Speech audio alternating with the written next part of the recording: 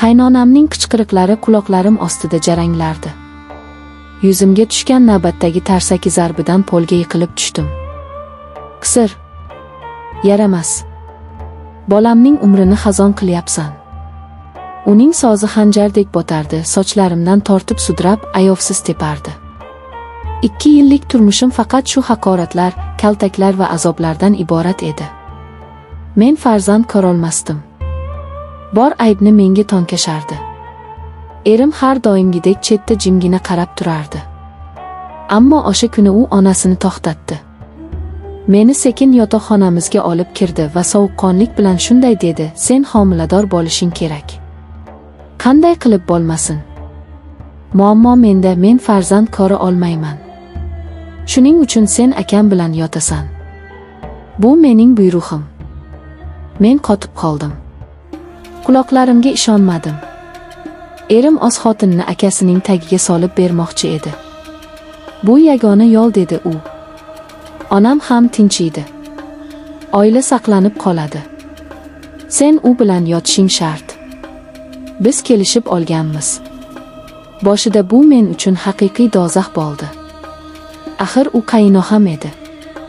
Uni ko'rsam, yuzimni tosib chetga qochardim. U bilan bir xonada yolg'iz qolishdan o'lgudek qo'rqardim. Ammo erim sharoit yaratdi. U meni uyda akasi bilan ataylab yolg'iz qoldirib chiqib ketdi. Qaynoham xonamga kirdi. Men qaltiragancha yig'lardim. Birinchi kecha faqat azob, uyat va nafrat bilan o'tdi. Men shunchaki erimning buyrug'ini bajarayotgan, oilani saqlab qolish uchun o'zini topshirgan bir buyum edim. Qaynoham ham jimgina, sovuq munosabatda bo'ldi. U faqat ukasining iltimosini bajarayotgandek harakat qilardi. Ammo hamma narsa juda tez o'zgardi. 3-uchrashuvimizdan so'ng ichimda nimadir butunlay sindi. Undagi kuch, erkaklik va menga nisbatan paydo bo'lgan yovvoyi ehtiros meni o'ziga torta boshladi. Erimning sovuq, hissiz quchoqlaridan so'ng, qaynohamning qattiq qo'llari, uning nafasi butunlay boshqacha edi.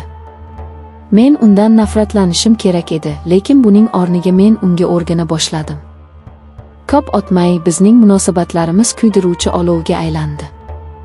Biz endi faqat erim aytgan paytlardagina emas, har qanday imkoniyat tug'ilishi bilan birga bo'lishga intilardik. Men aqldan oza yozgandim. Tunda erimning yonida yotib faqat qaynohamni o'ylardim. Uning terisini, hidini eslardim. Ertalab uyg'onganimda faqatgina bitta narsa, qachon yana uni ko'rishimni kutib yashardim. Mening ichimda shunday bir vahshiylik paydo bo'lgandiki, men o'zimni umuman taniy olmasdim. Men o'sha sodda, kaltaklanib yig'lab o'tiradigan kelin emasdim. Men qaynohamning ehtirosiga to'la, unga mutlaq oshiq bo'lgan ayolga aylandim.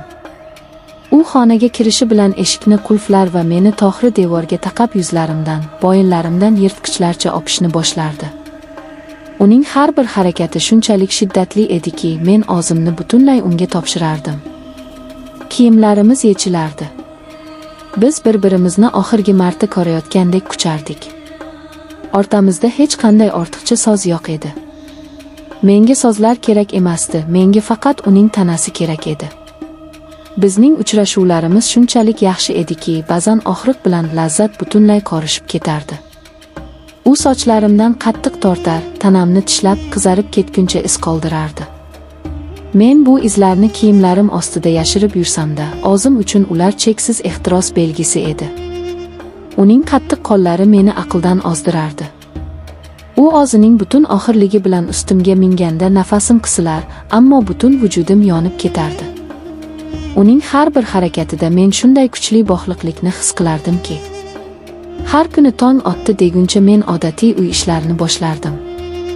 Uy ishlari bilan band bo'lganimda ham u kutilmaganda orqamdan kelib quchardi. Oshxonada, uyimizning qorong'u xonalarida qisqa, lekin o'ta yovvoyi uchrashuvlarimiz bo'lib o'tardi. Biz bir-birimizga toymasdik. Har qanday lahzada kimgadir, ayniqsa qaynonamga tutilib qolish xavfi bizning ishtiyoqimizni ming chandon kuchaytirardi. Xavf, sir, xiyonat bularning barchasi miyamni zaharlab, qonimni qizdirardi. Bir marta qaynonam qo'shninikiga chiqqanida biz oshxonaning og'zidayoq ochiq eshik oldida shu qadar qovushdikki, o'shanda ehtirosdan boshqa hech narsa muhim bo'lmay qoldi. Men butunlay unga qul bo'lgandim. U xonaga kirsa, mening nafasim to'xtardi, yuragim qafasdan chiqib ketgudek tez urardi. Uning birgina o'tkir qarashi meni uning oldida tiz cho'kishga majbur qilardi. U ham men kabi bu kasalmand ehtirosga butunlay g'arq bo'lgan edi. Biz soatlab birga bo'lardik, tanalarimiz poldagi gilamga ishqalanar, kiyimlarimiz qayerdadir sochilib yotar edi. Men uni tirnab tashlardim, u esa mening lablarimdan opardi.